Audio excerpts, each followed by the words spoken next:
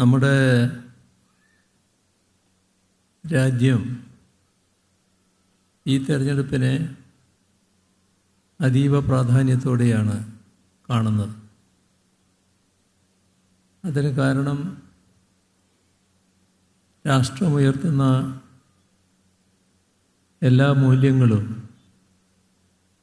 അപകടപ്പെട്ടുകൊണ്ടിരിക്കുകയാണ്. അതുകൊണ്ട് തന്നെ അവയെല്ലാം സംരക്ഷിക്കപ്പെടണം എന്ന് നമ്മുടെ രാജ്യമാകെ ആഗ്രഹിക്കുന്നു. മതനിരപേക്ഷതയാണ് ഏറ്റവും കൂടുതൽ അപകടത്തിൽപ്പെട്ടിട്ടുള്ളത്. നമ്മുടെ രാഷ്ട്രത്തിൻ്റെ വലിയ പ്രത്യേകതയാണ് മതനിരപേക്ഷ രാഷ്ട്രമെന്നത്. ഇത് എല്ലാവർക്കും അവരവരുടെ വിശ്വാസമനുസരിച്ച് ജീവിക്കാൻ അവകാശം നൽകുന്നു. ഏത് മതത്തിലും വിശ്വസിക്കാം. ഏതെങ്കിലും ആൾക്ക് ഒരു മതത്തിലും വിശ്വസിക്കാതിരിക്കണമെങ്കിൽ അങ്ങനെയുമാകാം. ഇവർക്കെല്ലാവർക്കും തുല്യ പരിഗണനയും സംരക്ഷണവും രാജ്യത്ത് ലഭിക്കും. ഇത് ഭരണഘടന ഉറപ്പു നൽകുന്നു. ഇതാണ് മതനിരപേക്ഷതയുടെ അടിസ്ഥാനം. പക്ഷേ മതനിരപേക്ഷത തകർക്കണമെന്നാഗ്രഹിക്കുന്ന ശക്തികൾ നമ്മുടെ രാജ്യത്തുണ്ട്. മതനിരപേക്ഷത അംഗീകരിക്കപ്പെടുന്ന കാലം മുതൽ മതനിരപേക്ഷതക്കെതിരെ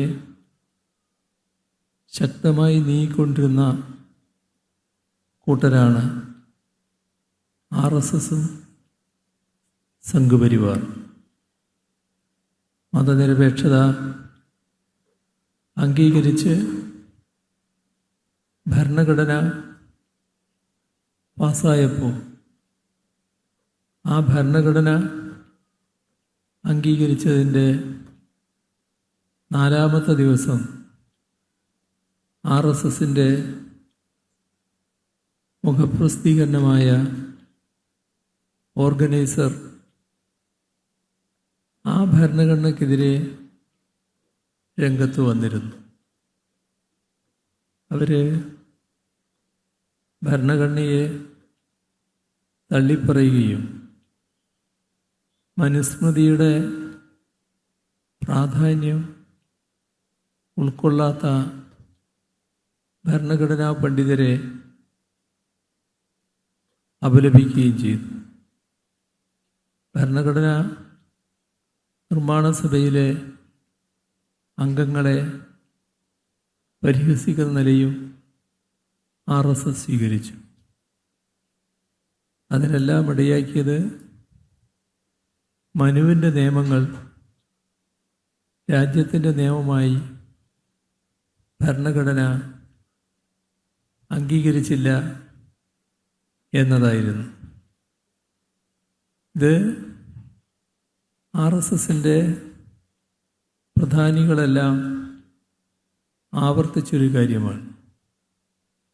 സവർക്കർ ആ കാലത്ത് പറഞ്ഞത് മനുവിൻ്റെ നിയമമാണ് ഹിന്ദുവിൻ്റെ നിയമം.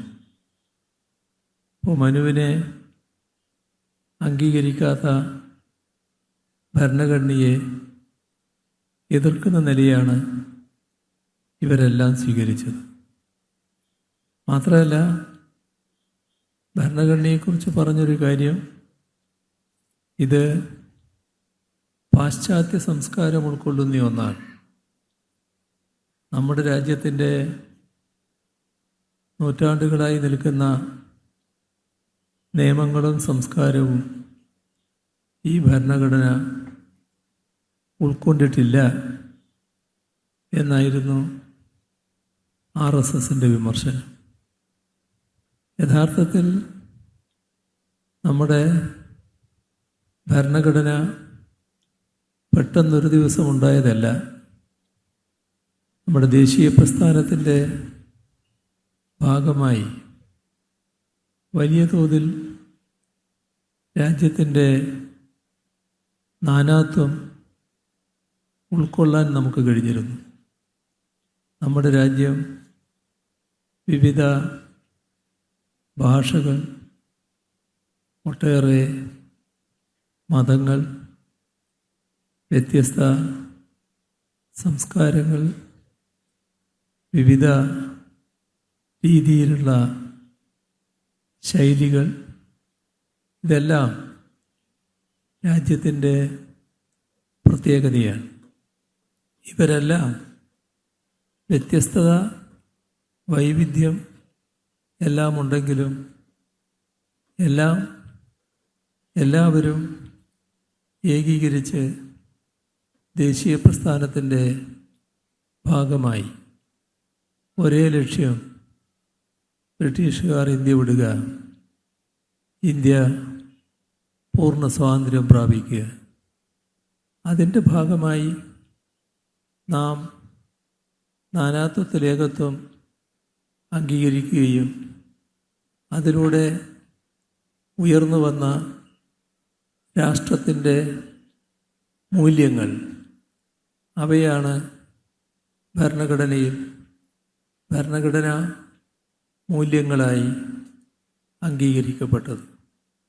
ഇതാണ് ഭരണഘടനാ നിർമ്മാണത്തിൻ്റെ പിറകിലുള്ള ചരിത്രം. ആ ഭരണഘടനയെ എങ്ങനെയും തകർക്കുക, അത് രാജ്യത്തിന് പറ്റില്ല എന്ന് രാജ്യത്താകെ പ്രചരിപ്പിക്കുക, ഇതാണ് ഭരണഘടന അംഗീകരിച്ച നാൾ മുതൽ സംഘപരിവാർ രാജ്യത്ത് ചെയ്തു വന്നിട്ടുള്ളത്. അപ്പോൾ സംഘപരിവാറിൻ്റെ പ്രധാന അജണ്ടയാണിത്.